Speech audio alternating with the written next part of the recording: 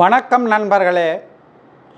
Doctor Murali ஒயிட்டின்ற நம்ம இந்த சேனலில் உங்களை மீண்டும் சந்திக்கிறதுல எனக்கு மற்றற்ற மகிழ்ச்சி. வெல்கம்.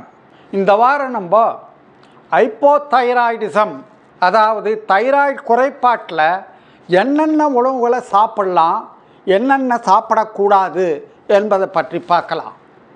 போன வாரம் நம்ம தைராய்டு ஹார்மோன்களை பற்றி, என்னென்ன ஹார்மோன்கள் இருக்குது, என்னென்ன டெஸ்ட்டுகள் செய்யணும், நார்மல் வேல்யூ என்ன, அதனால் குறைபாடுகள்னால வர நோய்கள், அதிகமாகிறதுனால என்ன நோய்கள், அதாவது ஹைப்போதைராய்டிசம், ஹைப்பர் தைராய்டிசம், இதை பற்றியெல்லாம் சுருக்கமாக பார்த்தோம்.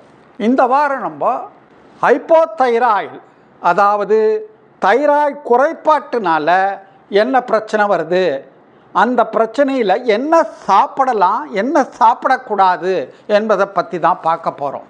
இதெல்லாம் பார்க்க ஆரம்பிக்கிறதுக்கு முன்னால் சுருக்கமாக இந்த ஹைப்போதைராய்டிசம், அதாவது தைராய்டு குறைபாடு பற்றி, அந்த ஹார்மோனை பற்றி மட்டும் ஒரு சின்ன விளக்கம். மற்றபடி தைராய்டு ஹார்மோன்களை பற்றி போன வாரம் நம்ம பார்த்ததை பற்றி, என்ன ஹார்மோன், என்ன டெஸ்ட் பண்ணணும், நார்மல் வேல்யூ என்ன, ஹைப்போதைராய்டிஸில் என்ன இருக்கும், ஹைப்பர் தைராய்டிஸில் எப்படி இருக்கும், இதெல்லாம் அந்த வீடியோவில் விவரமாக இருக்குது. அதுக்கான லிங்க்கை மேலே கார்டில் கொடுத்துருக்க பாருங்கள். டிஸ்கிரிப்ஷன்லேயும் லிங்க் இருக்குது, அதை பாருங்கள்.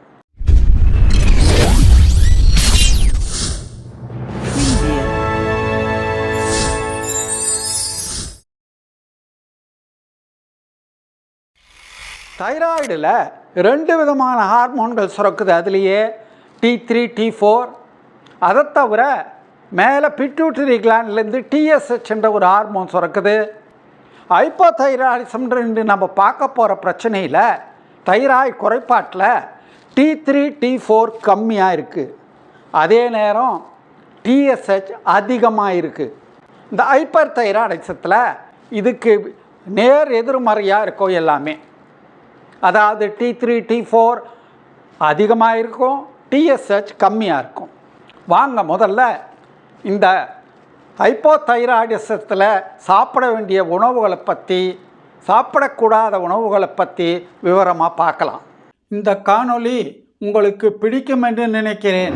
லைக் பண்ணுங்கள், சப்ஸ்கிரைப் பண்ணுங்கள், பக்கத்தில் இருக்கிற பெல் பட்டனை அழுத்தி ஆலை டிக் பண்ணுங்கள். அப்போ தான் எல்லா நோட்டிஃபிகேஷன் உங்களுக்கு உடனுக்குடனே வந்து சேரும். ஷேர் பண்ணுங்கள். இந்த தைராய்டு குறைபாட்டில் சாப்பிடக்கூடிய உணவுகளில் எந்தெந்த உணவுகள் பயனளிக்குது, எந்தெந்த உணவுகள் குணப்படுத்தும், எந்தெந்த உணவுகள் தீங்கு விளைவிக்கும், பாதகம் செய்யும், 2 விதத்தையும் பார்க்கலாம். முதல்ல எந்தெந்த உணவுகள் தைராய்டுக்கு ஃப்ரெண்ட்லியான உணவுகள், எது குணப்படுத்துறதுக்கு உதவுது அப்படின்றத பார்க்கலாம். ஒவ்வொரு உணவு முறையை பார்க்கும்போதும் அதில் என்ன பொருள் இருக்குது, அது எந்த விதத்தில் தைராய்டுக்கு உதவுது அப்படின்றதையும் கூட சேர்த்து பார்க்கலாம். இந்த தைராய்டு ஃப்ரெண்ட்லி டயட்ஸில் மொத்தம் 9 விதமான உணவு வகைராக்களை பார்க்கலாம். 1 அயோடின் ரிச் ஃபுட்ஸ், அதிகமாக அயோடின் இருக்க உணவுகள். 2 செலனியம் அதிகமாக இருக்க உணவுகள். 3 ஜிங்க் அயர்ன் அதிகமாக இருக்க உணவுகள். 4 ஆன்டி ஆக்சிடென்ட்ஸ் அதிகமாக இருக்கிறது. 5 நார்சத்து ஃபைபர் அதிகமாக இருக்க உணவுகள். ஹெல்த்தி ஃபேட்ஸ் அதிகமாக இருக்க உணவுகள். வைட்டமின் டி ஜாஸ்தி இருக்கிறது. ஃப்ரூட்ஸ், வெஜிடபிள்ஸ், இதெல்லாம் தாங்க பார்க்க போகிறோம். வாங்க முதல்ல அயோடின் ரிச் ஃபுட்ஸ், அயோடின் அதிகமாக இருக்க உணவுகள் என்னென்னன்றதை பற்றி பார்க்கலாம். 1 கடல் பாசி, இதில் அதிகமாக அயோடின் இருக்குது. தைராய்டு ஹார்மோன் ப்ரொடக்ஷனுக்கு இது ரொம்பவே உதவுது. 2வது மீன்களில் அயோடின் நிறைய இருக்குது. ஒமேகா 3 ஃபேட்டி ஆசிட்ஸ் அதிகம் இருக்குது. இது தைராய்டு இன்ஃப்ளமேஷனை குறைக்குது. அடுத்து பால் சம்பந்தப்பட்ட பொருட்களில் அயோடினும் செலினியமும் அதிகமாக இருக்குது. இது தைராய்டு ஹெல்த்துக்கு ரொம்பவே உதவுது. பால் சம்பந்தப்பட்ட பொருட்கள் சொன்னேன் இல்லையா, இப்போது அதை கேட்ட உடனே இஷ்டத்துக்கு பால் குடிக்கலாம் தைராய்டு பிரச்சனை உள்ளவங்க நினைக்க வேண்டாம். பாதி அளவு பால், எப்போவுமே மாடரேட் குவான்டிட்டி தான் வச்சுக்கணும். ஏன்னா பாலில் அயோடின் நிறைய இருக்குது, கால்சியமும் நிறைய இருக்குது. இந்த கால்சியமானது இந்த தைராய்டுக்கு சாப்பிட்ற மாத்திரைகள் இருக்கு இல்லையா, இந்த எல்ட்ராக்சின் அதெல்லாம் அதனுடைய அப்சார்ப்ஷனை ரொம்பவே குறைச்சிரும். அதனால் மாடரேட் குவான்டிட்டி, பாதி அளவு பால் குடிங்க போதும். அடுத்து பார்க்க போகிறது செலனியம் அதிகமாக உள்ள உணவுகள். ஒன்று பிரேசில் நட்ஸுன்றது. இந்த பிரேசில் நட்ஸுன்றதில் செலினியம் மலிஞ்சு கிடக்குது. ஒரு சிங்கிள் பிரேசில் நட்டில் நமக்கு ஒரு நாளைக்கு தேவையான மொத்த செலினியம் கிடச்சிருது. அதில் 68லேருந்து 91 மைக்ரோகிராம் செலினியம் இருக்குன்றாங்க ஒரு பிரேசில் நட்டில். நமக்கு ஒரு நாளைக்கு 50லேருந்து 75 மைக்ரோகிராம் செலினியம் போதும். இதை தவிர முட்டை மஞ்சக்கருவில் நிறைய செலினியம் இருக்குது. சூரியகாந்தி விதைகளில் நிறைய செலினியம் இருக்குது. அடுத்து பார்க்க வேண்டியது ஜிங்கும் அயனும் அதிகமாக இருக்க உணவுப் பொருட்கள். இதெல்லாமும் இந்த ஹைப்போதைராய்டிசத்தில் ரொம்ப உதவும். 1 கடல் சிப்பிகள், 2 ஷெல்ஃபிஷ், 3 சிக்கன், 4 பூசணி விதைகள். ஃப்ரெண்ட்லி ஃபுட்ஸில் அடுத்து வர்றது ஆன்டி ஆக்சிடென்ட்ஸ் நிறைய இருக்க உணவுகள் எது அப்படின்றத பார்க்க போகிறோம். 1 லீஃபி கிரீன்ஸ், உதாரணத்துக்கு ஸ்பினாச், காலை கீரை வகைராக்கள். வைட்டமின் ஏ, சி அதிகமாக இருக்குது. அது இம்யூன் ஃபங்க்ஷனை சப்போர்ட் பண்ணுது, இன்ஃப்ளமேஷனை குறைக்குது. டர்மரிக்கில் கூட குர்குமின்ற பொருள் ஜாஸ்தி இருக்குது. ஆன்டி ஆக்சிடென்ட், பவர்ஃபுல் ஆன்டி இன்ஃப்ளமேட்டரியாக உதவுது. அடுத்தது நார்ச்சத்து, ஃபைபர் அதிகமாக இருக்க உணவுகள். நார்ச்சத்து அதிகமாக இருக்க உணவுகள்னால் இதுவும் ஒரு அளவுக்கு மீதி சாப்பிடக்கூடாது. ஜாஸ்தி நார்ச்சத்து அதிகமாக போச்சுன்னா தைராய்டுக்கு தேவையான சத்து பொருட்கள் உறிஞ்சுதலை குறைக்கும். அளவோடு சாப்பிடணும். உதாரணங்கள் முழு தானியங்கள், ப்ரௌன் ரைஸ், பருப்பு, கொண்டக்கடலை போன்றவை. 6வதாக வர்றது ஃப்ரெண்ட்லி டயட்டில் ஹெல்த்தி ஃபேட்ஸ். 1 தேங்காய் எண்ணெய், மீடியம் செயின் ஃபேட்டி ஆசிட்ஸ் நிறைய இருக்குது. அவகேடோ போன்ற பொருட்களில் மானோ அன்சேச்சுரேட்டட் ஃபேட்டி ஆசிட்ஸ் இருக்குது. நட்ஸு போன்ற பொருட்களில் ஒமேகா 3 ஃபேட்டி ஆசிட்ஸும் ஃபைபரும் இருக்குது. விதைகளில் சியா விதைகள், ஃப்ளாக்ஸ் விதைகள் சாப்பிடலாம். 7வது வைட்டமின் டி நிறைய இருக்க பொருட்கள்.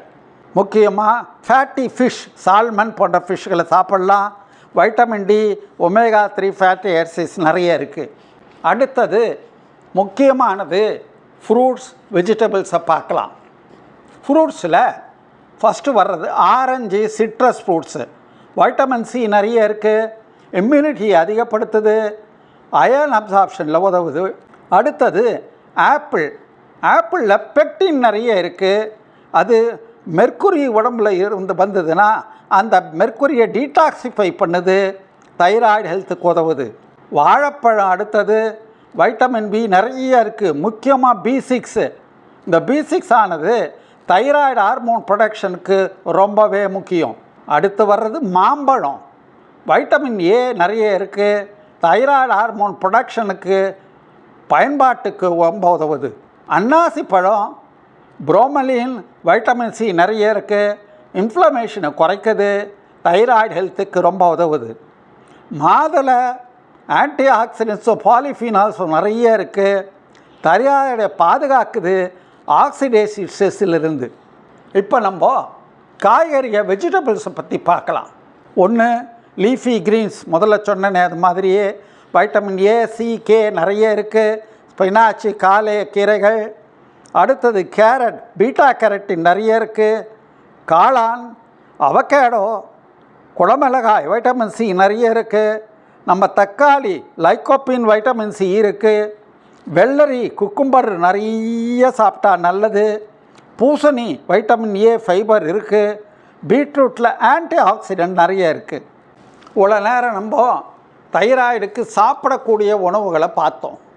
அடுத்து முக்கியமாக தெரிஞ்சிக்க வேண்டியது சாப்பிடக்கூடாத உணவுகள் எது, தைராய்டு ஹெல்த்துக்கு பாதகம் விளைவிக்கக்கூடிய உணவுப் பொருட்கள் என்னென்ன அப்படின்றத பார்க்கணும். அதில் முக்கியமாக வர்றது காய்ட்ரஜன்ஸ் உணவுப் பொருட்கள், 2வது சோயா உணவுப் பொருட்கள், 3வது குளூட்டன்ஸ் உள்ள பொருட்கள், 4வது ப்ராசஸ்டு ஃபுட்ஸ், ப்ரீபேக்டு ஃபுட்ஸ் இதெல்லாம், 5வது சர்க்கரை சத்து அதிகமுள்ள உணவுப் பொருட்கள். ஃபஸ்ட் காய்ட்ரஜன்ஸை பார்க்கலாம். காய்ட்ரஜன்ஸ்னா என்ன? தைராய்டினுடைய ஆரோக்கியமான வேலை செய்கிறதுல குறுக்கிட்டு தைராய்டு ஹார்மோன் சுரக்கிறதுலையும் அயடின் அப்சார்ப் பண்ணுறதுலையும் குறுக்கிடுற பொருட்கள் எல்லாத்தையும் காய்ட்ரோஜன்ஸ்னு தலைப்பில் கொண்டு வராங்க. இந்த காய்ட்ரோஜன்ஸ் என்னென்ன, எது பாதகம் விளைவிக்குன்றதை பார்க்கலாம். இப்போது ஒன்று, க்ரூசிஃபரஸ் வெஜிடபிள்ஸில் காலிஃப்ளவர், கோஸ், ப்ராக்கோலி இதெல்லாம். அடுத்தது, நம்ம மில்லட்ஸ் எல்லாம் கூட கொஞ்சம் பார்த்து ஜாகிரதையாக சாப்பிட்ணுங்க. முக்கியமாக பேர்ல் மில்லட், கம்பு இருக்கு இல்லையா, அதெல்லாம் காய்ட்ரோஜன்ஸ் இருக்குன்றாங்க. ஸோ அளவு குறைச்சி சாப்பிடணும். இல்லை ஹைப்போதைராய்டிசம் இருக்கவங்க இதை விட்டுறதே நல்லது. ரெண்டாவது வர்றது சோயா உணவுப் பொருட்கள். சோயான்றதில் சோயாவும், அதாவது டோஃபுன்றாங்க, அந்த டோஃபுவையும் சோயா பாலையும் தவிர்க்கிறது நல்லது. மூணாவது குளூட்டன். இந்த கோதுமை, மைதா இதெல்லாம் குளூட்டன் அடங்கிய பொருட்கள், பிரெட், பரோட்டா இதெல்லாம் தவிர்க்கணும். பார்லி கூட வேண்டாம். அடுத்தது ப்ராசஸ்டு ஃபுட்ஸ், பதப்படுத்தப்பட்ட உணவுகள், பேக்கேஜ் ஃபுட்ஸ், இந்த ஃபாஸ்ட் ஃபுட்ஸ், ப்ரீபேக்டு மீல்ஸ் இதிலெல்லாம் நிறைய அன்ஹெல்தி ஃபேட்ஸ் இருக்குது, சோடியம் இருக்குது, ஆடிட்டிவ்ஸ் இருக்குது, ஆர்டிஃபிஷியல் கலர்ஸ் இருக்குது, ஃப்ளேவர்ஸ் இருக்குது. அதனால் இதெல்லாம் ஹைப்போதைராய்டு சிம்டம்ஸை, அறிகுறிகளை அதிகப்படுத்துது. கடைசியாக பார்க்க வேண்டியது அன்ஹெல்தி ஃபுட்ஸில் பாதகம் விளைவிக்கும் உணவுகளில் அதிக சர்க்கரை உள்ள உணவுகள். அதிக சர்க்கரை உள்ள உணவுகள் எந்த விதத்தில் பாதிப்பு உண்டாக்குதுன்னா, சர்க்கரை ஸ்நாக்ஸ், கேக்கு, குக்கிகள், குளிர்பானங்கள், ரிஃபைன்டு கார்போஹைட்ரேட்ஸ் இதெல்லாம் பாதகம் விளைவிக்கும். இந்த ஒயிட் ப்ரெட்டு, ஒயிட் ரைஸ் சாப்பிட்றத பாதியாக குறைச்சிக்கலாம். ப்ளட் சுகரில் ஸ்பைக்கு திடீர்னு அளவு ஜாஸ்தியாகும், எனர்ஜி கிராஷ் ஆகும், வெயிட் கெயின் உண்டாகும், ஹைப்போதைராய்டிசம் சிம்டம்ஸ் அதிகமாகும். இனிப்பு மாவு பண்டங்கள், இனிப்புகள்லையும் இதே தான், சுகர் ஜாஸ்தியாகுது, ஹைப்போதைராய்டு சிம்டம்ஸ் அதிகமாகும். அதிகமான நார்ச்சத்து இருந்தாலும் பிரச்சனை தான். அது அப்சார்ப்ஷன் ஆஃப் தைராய்டு மெடிசினில் உறிஞ்சப்படுறதில் குறுக்கிடுது. இயற்கையாகவே நார்ச்சத்தை பெறுறது ரொம்ப முக்கியம். அடுத்தது தைராய்டு மெடிசின்ஸ் எப்போ சாப்பிடணும் அப்படின்றத பற்றி ஒரு சின்ன குறிப்பு. காலை வேளையில் வெறும் வயிற்றில் சாப்பிட்டா நல்லது. டெய்லி ஒரே நேரத்தில் சாப்பிடணும். இதை சாப்பிடும்போது கூடையே டீ, காபி, பால், கால்சியம், அயர்ன் சப்ளிமெண்ட்ஸ் இதெல்லாம் சாப்பிடக்கூடாது. குறைந்தபட்சம் ஒரு 4 மணி நேரம் கேப் இருக்கணும். இவ்வளவு நேரம் நம்ம ஹைப்போதைராய்டிசத்துக்கு என்னென்ன உணவுப் பொருட்கள் சாப்பிடலாம், எது சாப்பிடக்கூடாதுன்றதை பற்றி விவரமாக பார்த்தோம். முக்கியமானது ஒரு சமச்சீர் உணவு, பேலன்ஸ்டு டயட் சாப்பிடணும். காய்கறிகள் நிறைய இருக்க உணவை சாப்பிடணும். அயடின், செலினியம், ஜிங்க்கு, அயர்ன் முதலிய மினரல்ஸ் இருக்க உணவாக சாப்பிட்டா நல்லது. தைராய்டு ஹெல்த்துக்கு காம்ப்ளெக்ஸ் கார்போஹைட்ரேட்ஸ், ஹெல்த்தி ஃபேட்ஸ் இருக்க உணவு நல்லது. சரி, ஹைப்போதைராய்டிசம்ன்றது ஒரு சேலஞ்சிங் சிச்சுவேஷன், அது ஒரு சவாலான வாழ்க்கை பிரச்சனைன்றது எல்லாருக்கும் தெரிஞ்சது தான். சில பேருக்கு லைஃப் லாங் கூட மருத்துவம் செய்ய வேண்டியதாக வரலாம். அந்த மாதிரி நேரத்தில் ஹாய் போ அப்படின்னா ஹைப்போதைராய்டிசம் போயிடுமா? போகாது. அதே மாதிரி நாம் ஒன்றும் இந்த ஹைப்போதைராய்டிசத்தை ரான்னு வான்னு கூப்பிட போகிறதில்ல. நம்ம ஜாகிரதையாக இல்லைன்னா நம்மளை தைன்னு குதிக்க வச்சிரும் இந்த ஹைப்போதைராய்டிசம். ஆகையாலே நாம் ஜாகிரதையாக கவனித்து ஆரம்பத்திலேயே டெஸ்ட் பண்ணி கண்டுபிடிச்சி இதுக்கான உணவு முறை மாற்றங்கள் மூலம் தைராய்டு ஹெல்த்தை கவனித்து கொள்ள வேண்டும். இவ்வளவு நேரம் நீங்கள் பார்த்த வீடியோவினால் உங்களுக்கு இது ஹைப்போதைராய்டிசம் சம்பந்தமான உணவு முறைகள் சம்பந்தமான எல்லா சந்தேகங்களும் தீர்ந்திருக்குன்னு நினைக்கிறேன். இது மெடிக்கல் எஜுகேஷனுக்காக தயார் செய்யப்பட்டது. ப்ரொஃபஷனல் மெடிக்கல் கவுன்சிலுக்கு மாற்று அல்ல. தேவைப்படுவோர் அருகிலுள்ள மருத்துவமனைக்கு சென்று சிகிச்சை பெற்றுக்கொள்ள வேண்டும். உங்கள் சந்தேகங்களை, சஜஷன்ஸை, டவுட்ஸை கமெண்ட் பாக்ஸில் ட்ராப் பண்ணுங்கள். இந்த காணொளி உங்களுக்கு பிடித்திருக்கும் என்று நினைக்கிறேன். லைக் பண்ணுங்கள், சப்ஸ்கிரைப் பண்ணுங்கள், பக்கத்தில் இருக்கிற பெல் பட்டனை அழுத்தி ஆலை டிக் பண்ணுங்கள். அப்போ தான் எல்லா நோட்டிஃபிகேஷன் உங்களுக்கு உடனுக்குடனே வந்து சேரும். ஷேர் பண்ணுங்கள். அடுத்த வாரம் ஒரு இன்ட்ரெஸ்டிங் டாப்பிக்கோடு உங்களை சந்திக்கிறேன். பாய்.